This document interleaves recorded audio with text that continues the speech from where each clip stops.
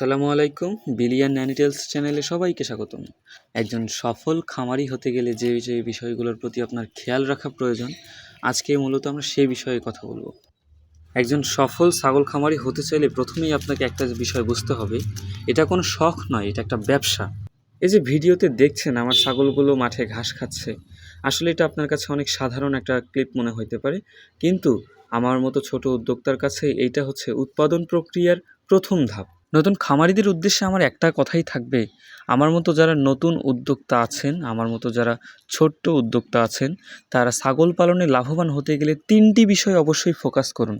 প্রথমত পুষ্টি, দ্বিতীয়ত ছাগলের স্বাস্থ্য এবং তৃতীয়ত সঠিক পরিকল্পনা।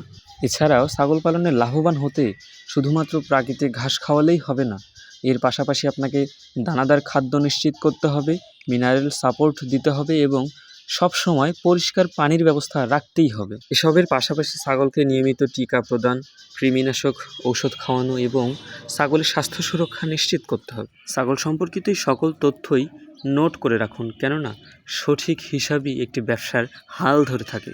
পরিশেষে একটা কথাই বলবো, পরিকল্পিত ব্যবস্থাপনা একটি ছোট্ট খামারকে একদিন অনেক বড় খামারে রূপান্তর করে। ধন্যবাদ।